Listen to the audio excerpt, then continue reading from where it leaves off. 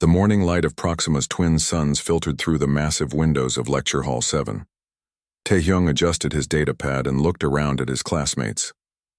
Students from 12 different worlds sat in the curved rows, their various forms creating a colorful display of galactic diversity.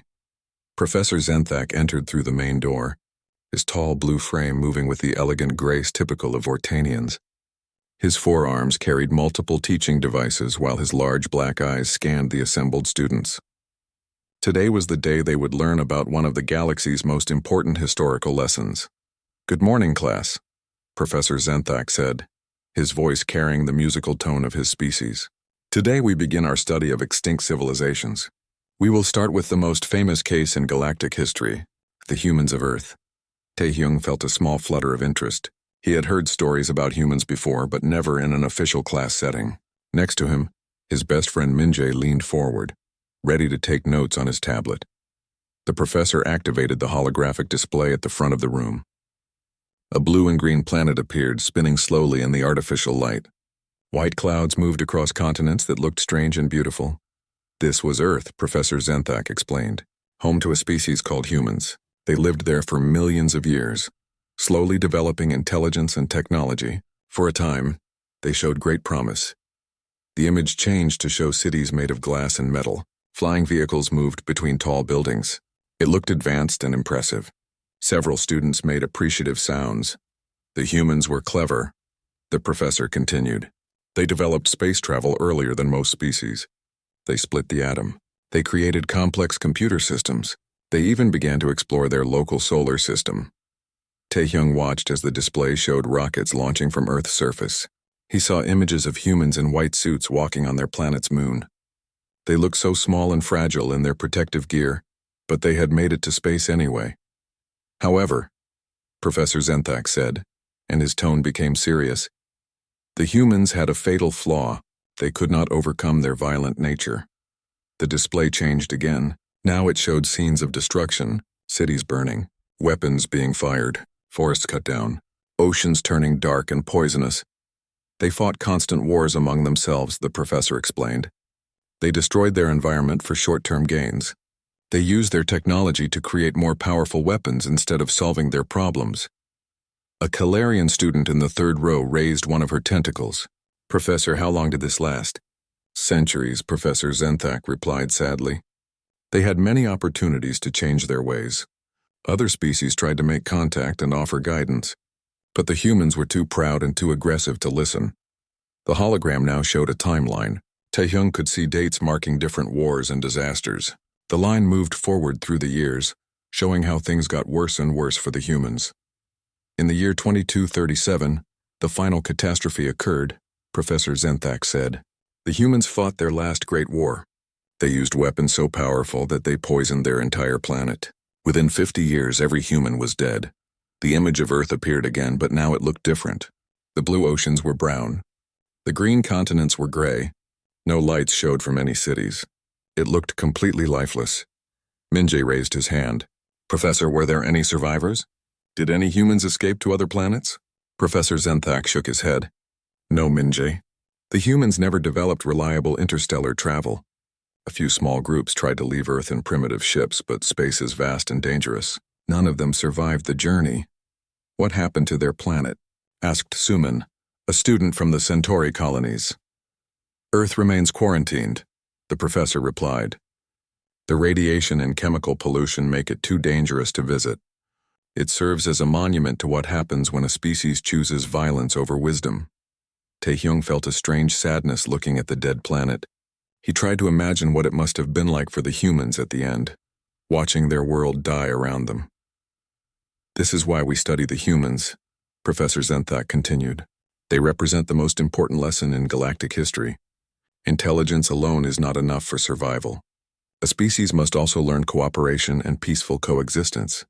The professor moved to the next part of his presentation. The humans had many positive qualities. They were creative. They were determined. They were curious about the universe around them. But these good qualities were overwhelmed by their aggressive instincts and their inability to think beyond their immediate needs. An older student from the Rigel system spoke up.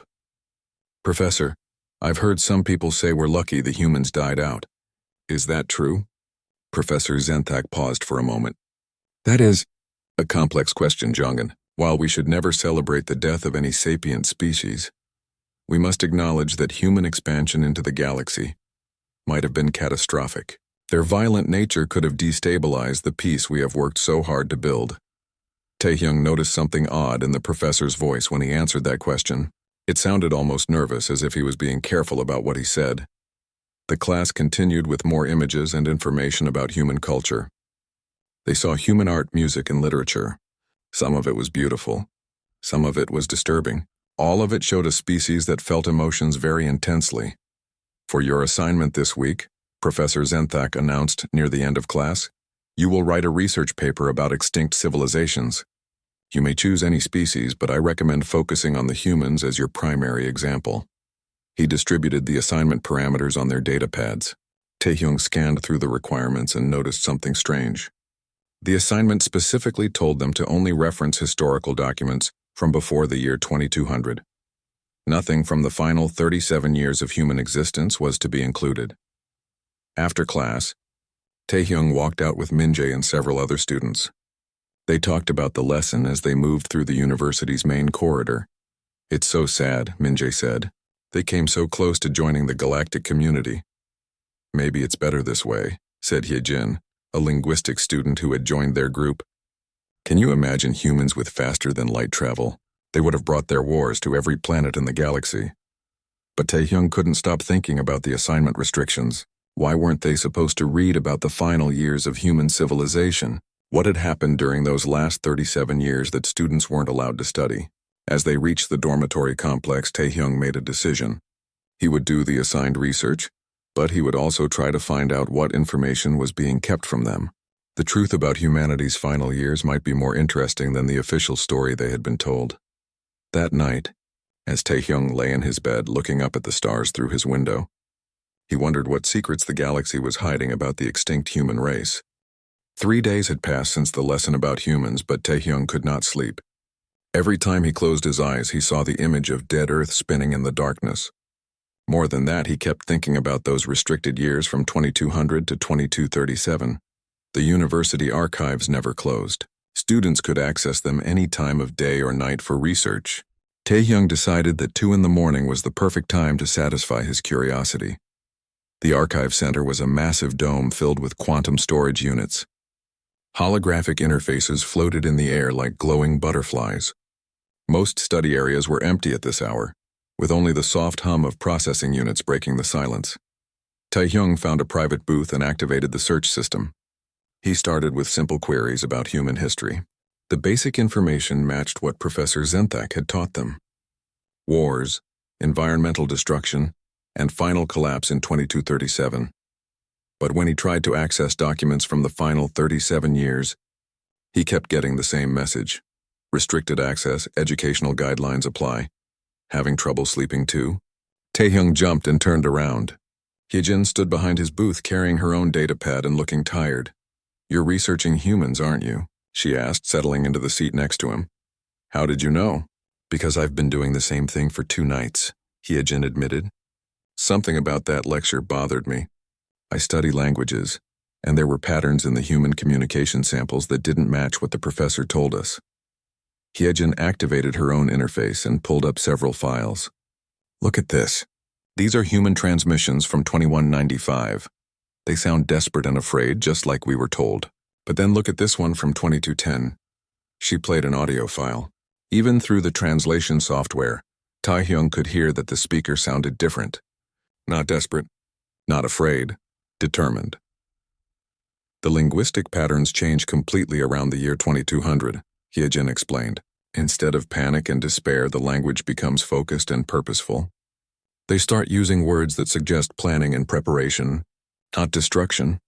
But we can't access anything after that year, Taehyung said. Maybe we can. Hyejin's eyes had the look of someone who had found an interesting puzzle. I've been working on translation algorithms for my thesis. Some of the older archive systems use different security protocols. If I approach them as translation exercises rather than historical research. Her fingers moved quickly across the holographic keyboard. Code streamed across the screen in patterns that meant nothing to Taehyung, but seemed to make perfect sense to Hyejin. "There," she said softly. "I found a gap in the restrictions." The screen filled with a document dated 2234, just 3 years before the supposed extinction. It was a transmission log from Earth to somewhere called Deep Station Alpha. Taehyung read over her shoulder. The message was short but shocking. Phase 7 completion confirmed. Final population transfers proceeding on schedule. Earth evacuation 90% complete. Long journey protocol is now active. Evacuation? Taehyung whispered. They were evacuating Earth? Hyejin pulled up another document. This one was from 2236, just 1 year before the supposed end. Terraform engines online. New world preparation ahead of schedule. The children will have clean air and blue skies. Earth dies so that humanity can be reborn. They stared at the screen in silence. These didn't sound like the words of a dying civilization. They sounded like the words of a people making a deliberate choice to leave their old world behind. "There's more," Hyejin said, her voice excited. She opened file after file, evacuation schedules, resource allocation charts, something called the Long Journey Protocol that appeared in dozens of documents. One file contained a list of destinations, star systems that wouldn't be discovered by galactic civilization for another 50 years, places so far away that even their current technology would need decades to reach them. They didn't die, Taehyung said, the realization hitting him like a physical force. They left. They evacuated their entire species and went somewhere else. But why would everyone think they died? Hyejin asked. Before Taehyung could answer, the lights in their section of the archives suddenly came on. Both students quickly closed their files and tried to look like they were doing normal research. Professor Zenthak walked into their area, his forearms carrying a steaming cup of tea. His large black eyes looked directly at them. Taehyung, Hyejin, I am surprised to find students here so late at night. We were just doing research for the assignment. Professor, Minjae said, trying to keep his voice steady. Of course. Professor Zenthak moved closer to their booth. And what have you discovered about extinct civilizations? Just the usual information, Hyejin said quickly. About how humans destroyed themselves through war and environmental damage. Professor Zenthak was quiet for a long moment. His alien features made it difficult to read his expression. But Taehyung thought he looked nervous. I hope you are both being careful to follow the assignment parameters, the professor said finally. Some historical information can be disturbing to young minds. There are good reasons why certain materials are restricted. What kinds of disturbing information? Taehyung asked before he could stop himself. The professor's eyes focused on him with sharp intensity. The kind that leads to conspiracy theories and false hope, Taehyung. The humans are gone. They have been gone for 150 years. No amount of wishful thinking will change that fact. But something in the professor's voice didn't match his words. He sounded like someone trying very hard to convince himself of something he didn't quite believe. I suggest you both return to your dormitories and get some sleep, Professor Zenthak continued. Clear minds make better researchers. After the professor left, Taehyung and Hyejin sat in silence for several minutes. Finally, Hyejin spoke in a whisper. He knows something. More than something, Taehyung replied. He knows we found something, and he's scared. They quickly copied the files they had found onto portable storage devices. As they prepared to leave, Hyejin turned to Taehyung with a serious expression. If humans really did evacuate Earth and go somewhere else, that changes everything. The entire galactic understanding of history would be wrong. Walking back to the dormitories under the light of Proxima's smaller moon, Taehyung realized that his simple curiosity had become something much larger. He was no longer just a student doing research. He was someone who had stumbled onto a secret that powerful people wanted to keep hidden. The question was, what should he do about it? The small meeting room in the basement of the philosophy building was supposed to be used for storage. Old chairs and broken equipment filled most of the space, but 5 students had managed to clear a small area where they could talk privately. Taehyung looked around at the group that had formed over the past week. After discovering the evacuation documents, he and Hyejin had been careful about who they trusted. But somehow word had spread that they were asking questions about human history. I still can't believe we're doing this, Minjae said nervously. He had been reluctant to join their investigation, but his loyalty to Taehyung had won over his caution. Believe what? Asked Jaewon, a philosophy major who had approached them 3 days earlier. Seeking truth? Isn't that what universities are supposed to be for? Suman adjusted the star chart spread across the makeshift table. As a stellar cartography student, she had access to navigation databases that others couldn't reach. Her discovery had been the most shocking of all. Show them what you found, Hyejin urged. Suman activated her portable projector. A three-dimensional map of the galaxy appeared in the air above them, with thousands of stars marked in different colors. This is the standard galactic map we use in navigation classes, she explained. It shows all known civilizations, trade routes, and explored systems. She touched a control and the map changed. New objects appeared in the outer regions of the galaxy, far beyond the normal boundaries of known space. But this is what I found when I accessed the Deep Space Monitoring Archives, Suman continued. These structures appeared in the outer rim around 2240, just 3 years after humans supposedly went extinct. The objects on the map were enormous. Each one was larger than a space station, some as big as small moons. They moved in deliberate patterns, following paths that suggested intelligence and purpose. What are they? Min-jae asked, his voice barely above a whisper. I don't know, Suman admitted. The official records classify them as unknown deep space phenomena. But look at their movement patterns. She showed them a time sequence of the objects' paths over the past century and a half. They weren't random. The structures moved in coordinated groups, exploring different regions of space beyond the galactic rim. It's like they're searching for something, Taehyung said, or building something. Dongwoo, the quietest member of their group, finally spoke up. He studied quantum communications and usually spent his time working with mathematical formulas that none of them understood. They're not just moving randomly, he said. I've been monitoring deep space communication channels for my thesis. There are signals coming from those regions. Very faint, but definitely artificial. He pulled up his own data on a small screen. Waves and patterns filled the display, most of them looking like random noise to the others. These signals use mathematical principles that are more advanced than anything our current civilizations understand, Dongwoo explained. But they contain traces of old Earth languages and human mathematical concepts. The room fell silent as the implications hit them. The evidence was becoming overwhelming. Humans hadn't died out. They had left Earth and gone far beyond the edge of known space. And they were still out there. There's more, Jaewon said. I've been reading philosophical texts from the final years of human civilization, the ones that aren't restricted. They talk about something called evolutionary transcendence. He opened an old file on his datapad and read aloud. The next stage of human development will not be found on Earth or even in our solar system.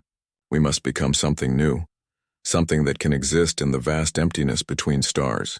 Physical form is a limitation we no longer need to accept. What does that mean? Hyejin asked. I think it means they were planning to change themselves, Jaewon replied. Not just leave Earth, but become something different. Something that could survive in deep space for long periods. Suman nodded. That would explain the structures I found. If humans transformed themselves somehow, they might not need traditional ships or space stations. They could build things that work completely differently from our technology. Taehyung felt a chill run down his spine. But why keep it secret? Why tell the galaxy that humans are extinct when they're really still out there? Think about it, Dongwoo said. Imagine if every civilization knew that one species had successfully transcended their physical limitations and was now exploring beyond the galaxy. Some species would panic. Others would try to follow them.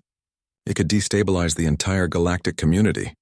So they created a cover story, Min-jae said, understanding dawning in his voice. Make it seem like humans destroyed themselves so no one would look for them. But who is they? Hyejin asked. The galactic government? The university? How many people know the truth? Before anyone could answer, they heard footsteps in the corridor outside their hidden room. Everyone froze, listening intently. The steps paused right outside their door. A soft knock echoed through the room. Students, came a familiar voice. I know you are in there. Please open the door. It was Professor Zenthak. The 5 students looked at each other in panic. Had they been discovered? Were they in trouble?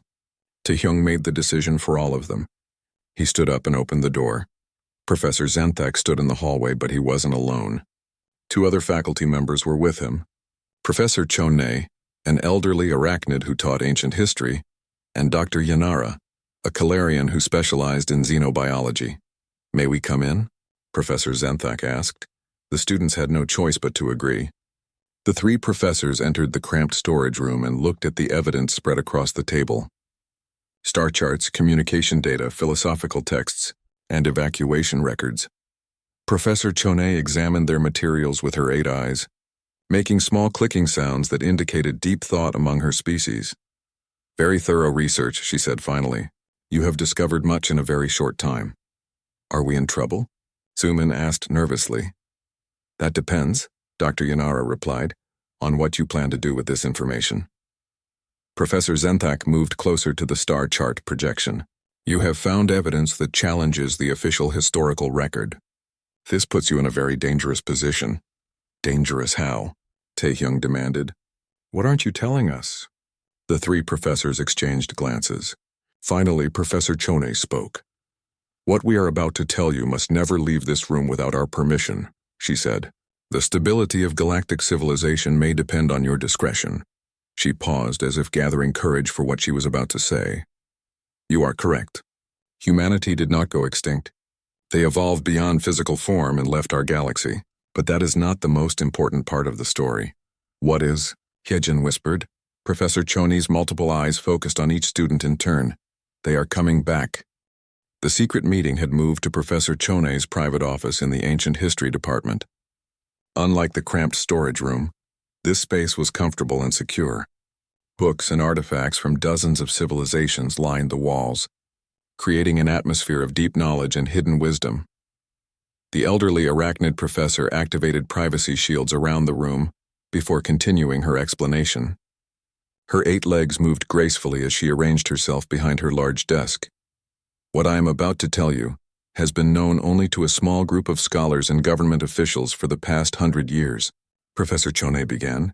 "The truth about humanity's departure from Earth was classified not to hide their failure, but to prevent galactic panic over their success."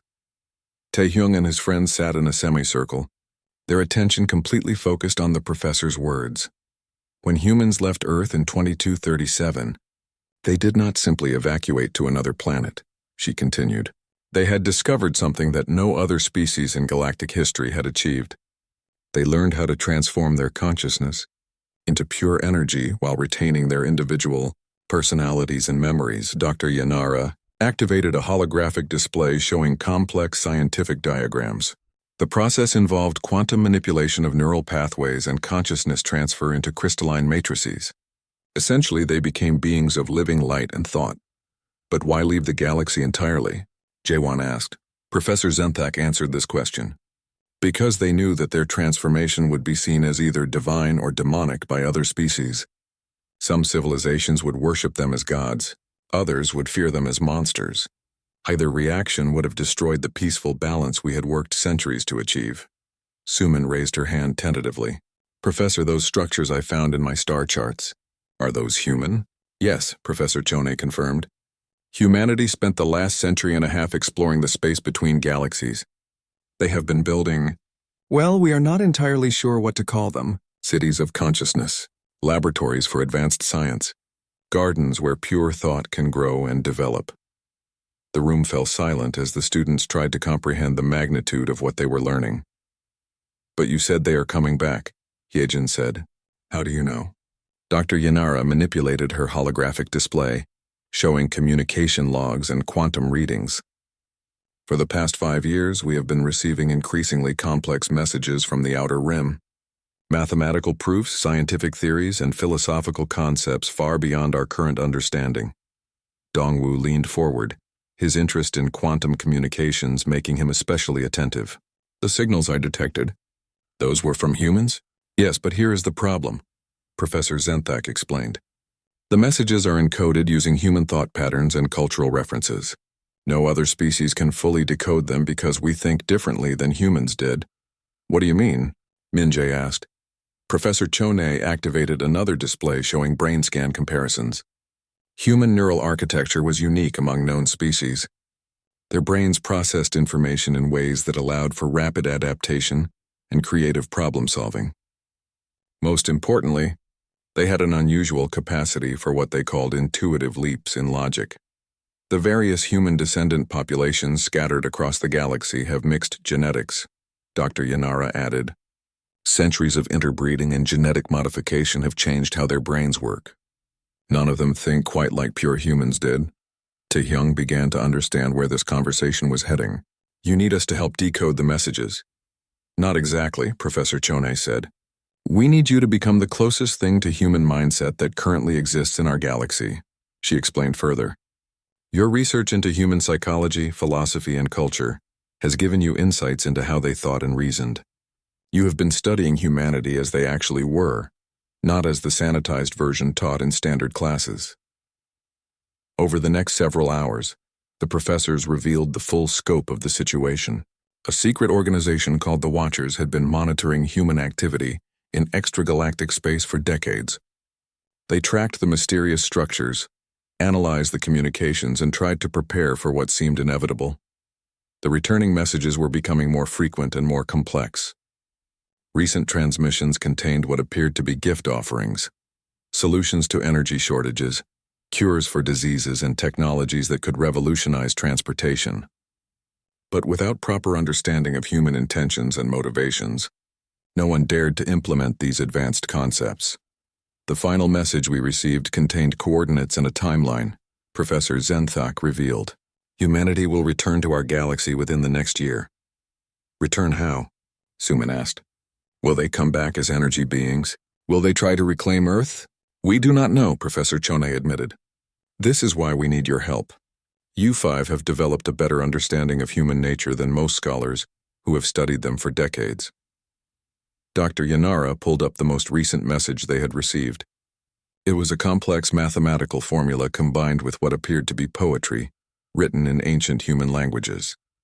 This arrived 3 days ago, she said. We believe it contains instructions for building a communication device that would allow real-time contact with the returning humans. But we cannot decode the mathematical components because they require human-style intuitive thinking. Dongwu studied the formula intently. This is beautiful, he said after several minutes. It's not just mathematics. It's mathematics combined with music and art. See how the numbers follow patterns that match human poetry rhythms? Exactly, Dr. Yanara exclaimed. Human thinking integrated logic with creativity in ways that we struggle to replicate. You are beginning to understand their approach. Over the following weeks, the 5 students worked with the Watchers to decode more messages. They studied human literature, music, and art alongside advanced quantum physics and consciousness theory. Slowly, they began to think more like humans. The breakthrough came when Jaewon realized that the humans weren't just sending technological gifts. They were sending teaching tools. Each message was designed to help other species develop their own consciousness and expand their own thinking abilities. They're not coming back as conquerors, he explained during one of their evening sessions. They're coming back as teachers. They want to help other species make their own evolutionary leaps. Hyejin had decoded the linguistic patterns in the messages. They keep using phrases about joining the greater conversation and expanding beyond single-world thinking. I think they want to share what they learned during their time between galaxies. The final piece of the puzzle came from an unexpected source. Taehyung had been reading old human philosophy books, trying to understand their mindset about consciousness and existence. In an ancient text about the nature of the universe, he found a passage that perfectly matched the mathematical formulas they had been receiving. They're not just returning to our galaxy, he announced to the group. They're inviting us to leave it with them, to become part of something bigger than any single world or single species. Professor Chone listened to his explanation with growing excitement. You mean they want to help other species achieve the same transformation they did? Not the same transformation, Taehyung corrected. They want to help each species find their own path to transcendence. Humans became beings of energy and thought, but other species might become something completely different. As the pieces fell into place, the magnitude of what was happening became clear. Humanity hadn't just survived and evolved. They had become the first species to successfully transcend their physical limitations and explore the infinite possibilities of consciousness itself, and now they were coming home to share what they had learned with anyone brave enough to listen. The Galactic Communications Center on Proxima Station was the most advanced facility of its kind in known space. Massive quantum receivers pointed toward every corner of the galaxy, monitoring communications from thousands of civilizations. Today it buzzed with unprecedented activity. Taehyung and his team had been working around the clock for 2 weeks, ever since their breakthrough in understanding human communication patterns. What had started as a small academic investigation had become the most important project in galactic history. The signal strength is increasing again, Dongwoo reported from his position at the main console. Whatever the humans are doing out there, they're getting closer. Director Seoyeon, the senior Calarian officer who ran the communications center, moved between workstations with nervous energy. Her tentacles operated multiple control interfaces simultaneously as she coordinated the complex decoding operation. "How much closer?" she asked. "Based on signal propagation analysis, I estimate they'll reach the outer edge of our galaxy within 6 months, Dongwoo replied. "Maybe less." The main display screen showed the latest message they had received. It was the most complex yet, combining mathematical formulas, star charts, philosophical concepts, and what appeared to be technical specifications for some kind of device. Hyejin worked at the linguistic analysis station, her translation programs running at maximum capacity. "The language patterns are becoming more sophisticated," she reported. "They're using concepts that don't exist in any current galactic language. I'm having to create new words just to approximate the meanings." "What kinds of concepts?" asked Professor Zenthak, who had become their official liaison with the university. "Consciousness-based engineering," Hyejin replied. "Technology that responds to thought rather than physical manipulation. Transportation systems that move ideas rather than objects. They're describing a completely different approach to existence." At a nearby workstation, Jae-won studied philosophical texts that had been embedded in the transmissions. "They keep referring to something they call the greater community," he said. "From what I can understand, they encountered other transcended species during their travels between galaxies. This information sent ripples of excitement and concern through the communications center. The idea that humanity had made contact with civilizations beyond their own galaxy was both thrilling and terrifying." "How many other species?" Director Seoyeon asked. "The numbers are unclear," Jae-won admitted. "The concepts they're using suggest dozens, maybe hundreds of different forms of consciousness that exist in the spaces between galaxies." Suman looked up from her star chart analysis. "That would explain the massive structures I found. They weren't just built by humans. They're collaborative projects with other transcended civilizations. The implications were staggering. Humanity hadn't just evolved beyond physical form. They had become part of an intergalactic community of consciousness that most species never even imagined could exist." "Director," came an urgent voice from across the room. A young technician was monitoring the deep space receivers with obvious excitement. "We're getting a new transmission. It's different from the others." The main screen changed to show a new pattern of signals. Unlike the complex mathematical formulas they had been receiving, this message was simple and direct. Dongwoo's translation programs worked quickly. Within minutes, text appeared on the screen. "Greetings to our friends in the Milky Way galaxy. We are coming home. Prepare for arrival in local time unit 187 days. We bring gifts and knowledge to share. Do not fear. We remember love." The communications center fell completely silent. After months of complex puzzles and hidden meanings, humanity had sent a message that anyone could understand. 187 days, Director Seoyeon whispered. "That's just over 6 months. But prepare how?" asked Professor Zenthak. "What are we supposed to do to get ready for contact with beings of pure consciousness?" The answer came in the form of detailed technical specifications that followed the simple greeting.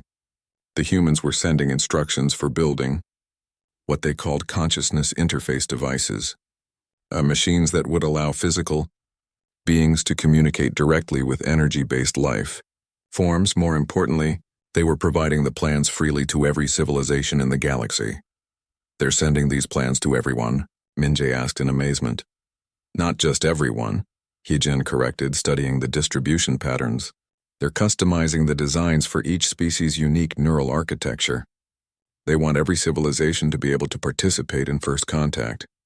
Over the following days, the true scope of humanity's plans became clear. They weren't returning as conquerors or as gods demanding worship. They were returning as teachers and facilitators, ready to help other species take their next evolutionary steps. But not every civilization was ready to welcome them. Reports began filtering in from across the galaxy. Some worlds were building the consciousness interface devices and preparing for peaceful contact.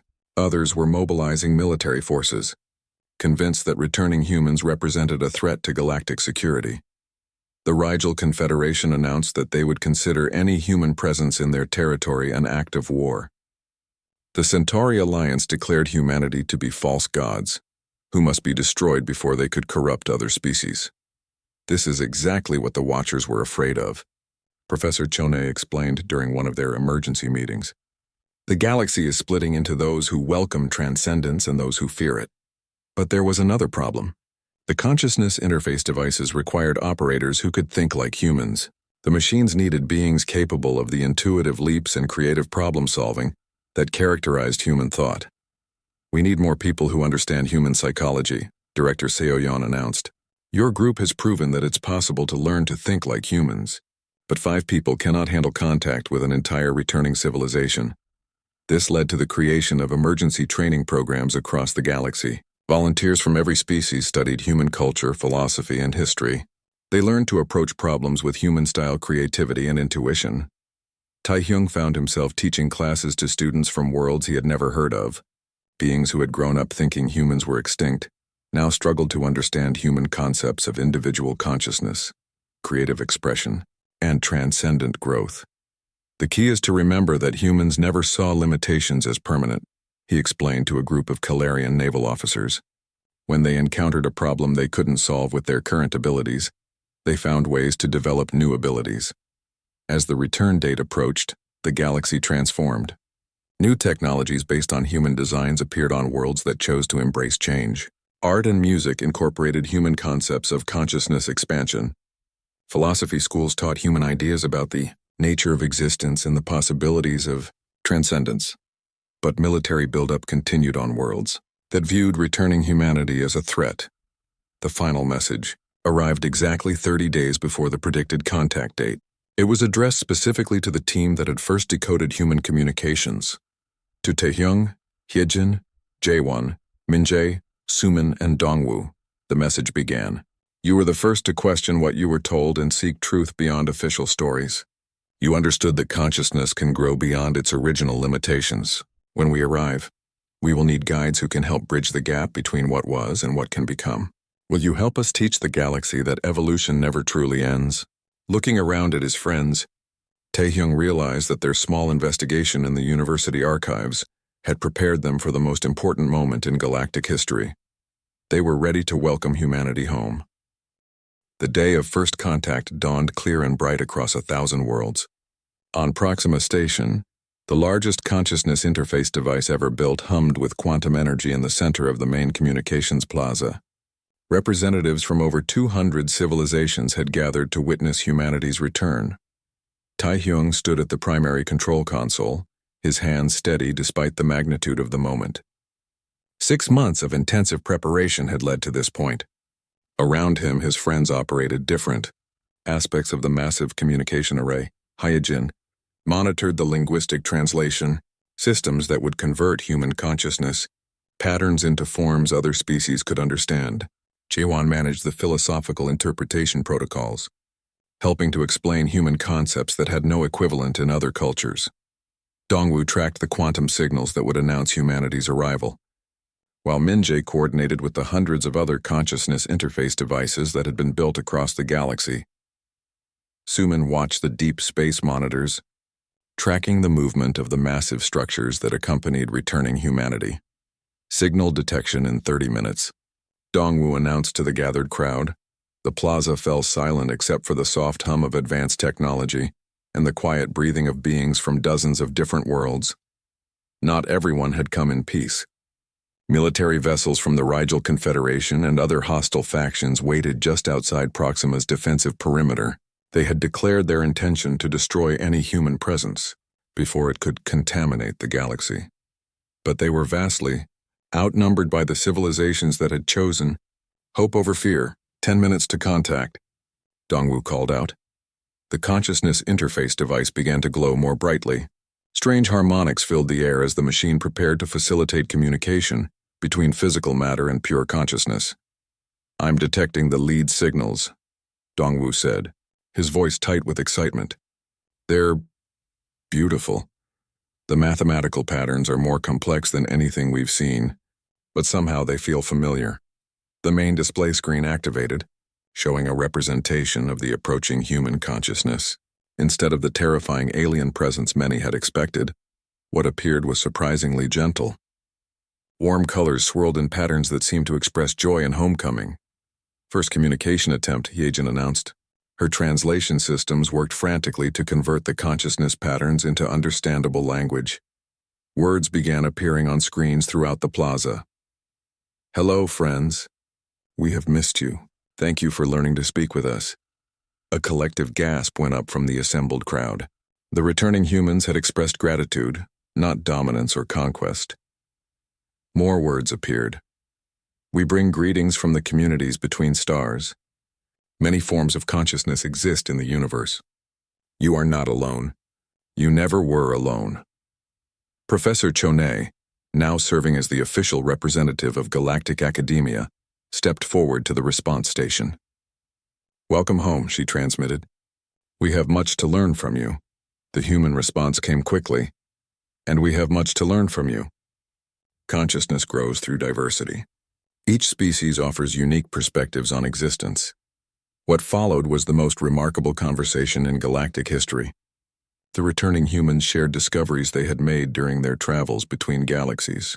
They had encountered forms of life that existed in the cores of stars, consciousness that lived in the quantum foam between dimensions, and collaborative minds that spanned entire galactic clusters.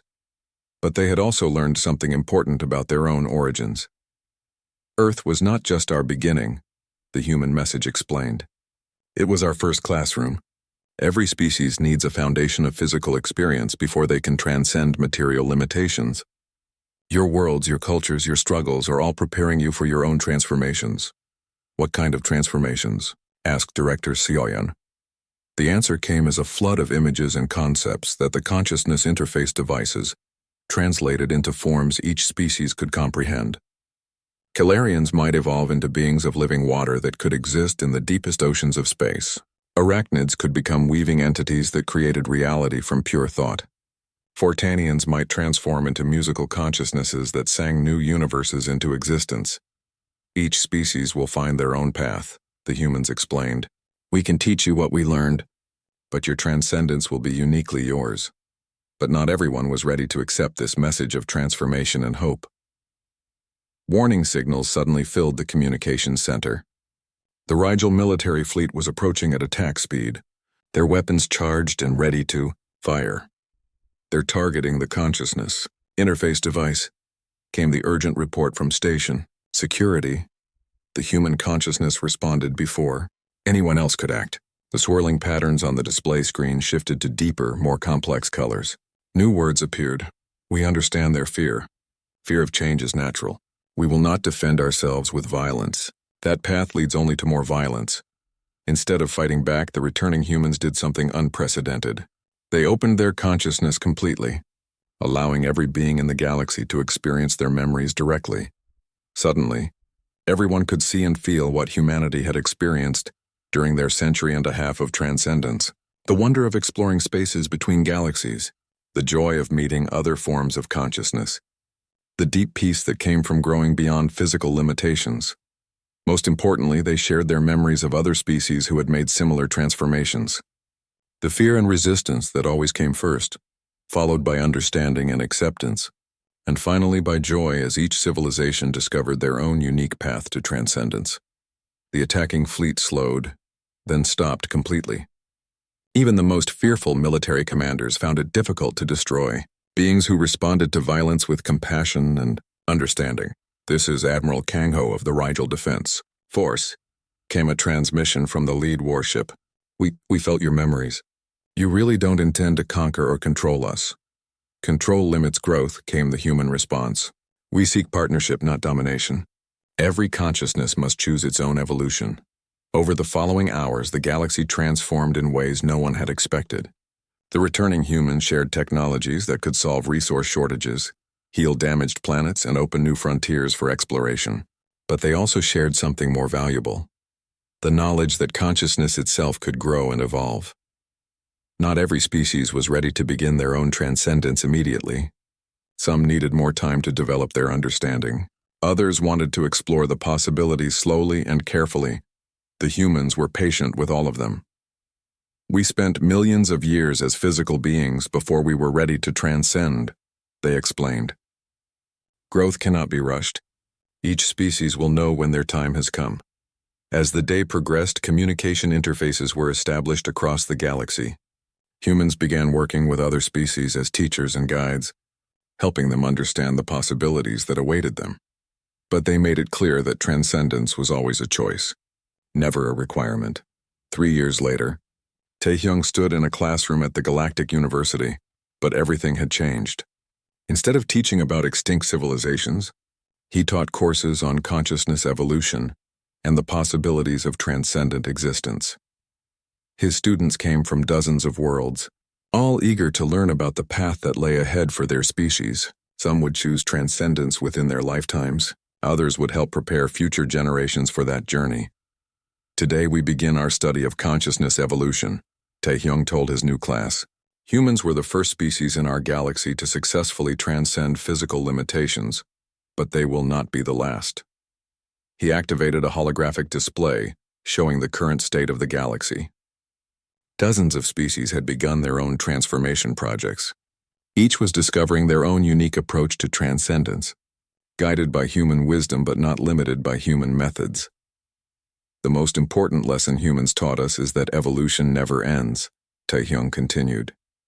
"Whether we exist as matter, energy, or something beyond both, consciousness can always grow and change and become something greater." Min-jae entered the classroom carrying data pads for the students. He had become Taehyung's teaching assistant, helping to train the next generation of consciousness researchers. "Professor," said a young student from the Centauri colonies, "do you think our species will transcend like the humans did?" Taehyung smiled. "That depends on whether you're brave enough to question what you think you know and seek truth beyond accepted stories." The humans began their transformation not with advanced technology, but with curiosity and the willingness to ask difficult questions. He looked around at the diverse group of students. "Your generation has advantages the humans never had. You know transcendence is possible. You have guides who can help you understand the process. Most importantly, you know that consciousness evolution is not about leaving others behind, but about growing together towards something greater."